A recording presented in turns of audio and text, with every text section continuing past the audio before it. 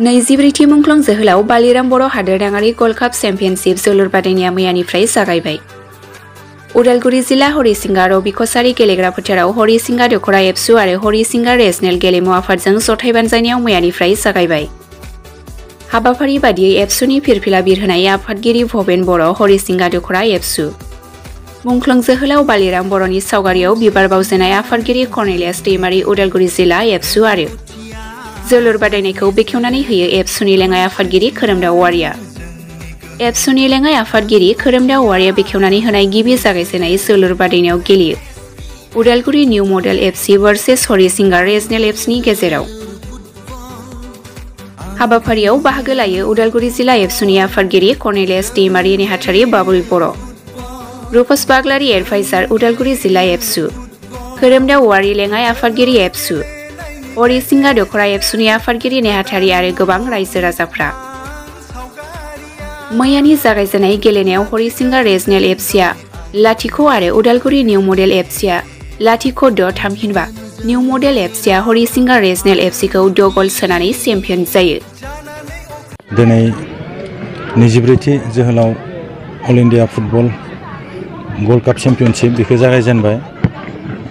दिनैनि बाहागो लादों बेयाव गेलेजेनगिरि हिसाबै निउ मडेल भार्सेस आरो हरिसिंगा स्पर्ट्स एस'सिएशन बे दायो गेलेगासिनो दङ।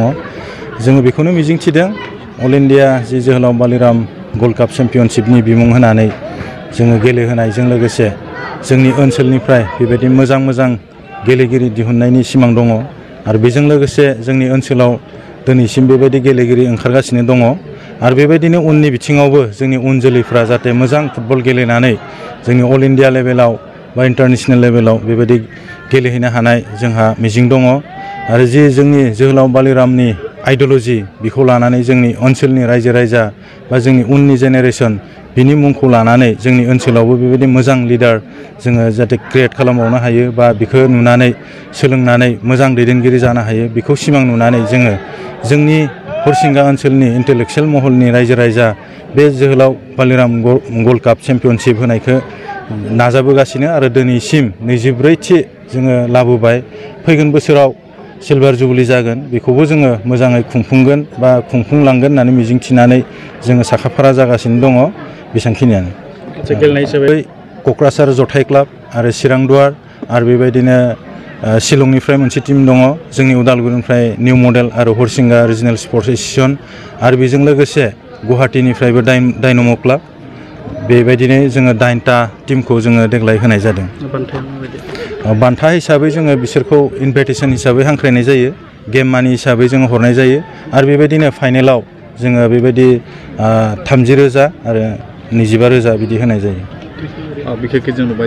बेखौथ' जों नुनो मोन्दों, नाथाय माखासे लाइमोनफोरा जानगाराव थांदोंब्लाबो जोंनि ओनसोलाव जोङो बेबायदि जानगारावलाय थांनाय नुवाखै। बेबायदिनो जोंनि हरिसिंगा रिजनेल स्पर्ट्स एस'सिएशना नैबे आनसलिक एबसुजों लोगो नांनानै नैबे जोहोलाव बालिराम गल्ड कापखौ खुंफुंनाय जायो।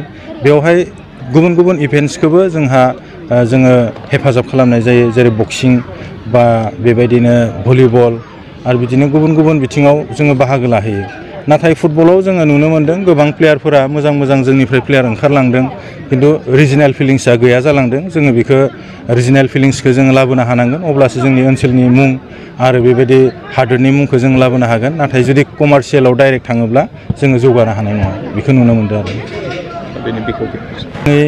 बेखेवगिरि हिसाबै जोंहा गाहाय आलासि हिसाबै दंमोन दुलाराय बर' फरायसा आफादनि लेङाइ आफादगिरि खोरोमदाव औवारि। बिथाङा जोंनि हांख्रायनाय बायदियै दिनैनि बे जागायजेननाय खेलायाव बाहागो लाफैदों। जोंनि हांख्रायनाय बायदि जों जोबोद साबायखर बावदों बिथांखौ आरो लोगोसे जोंनि चेयारमेन हिसाबै मानगोनां डेपुटि चिफ बिटिआरनि गबिन्द चन्द्र बसुमतारी सारनिसिमबो जों साबायखर खावदों। बिथाङा एमारजेन्सिनि थाखाय दिनै बेयाव बाहागो लानो हायाखै, उननि फारिलाइयाव बिथाङा निस्सय बाहागो लागोन।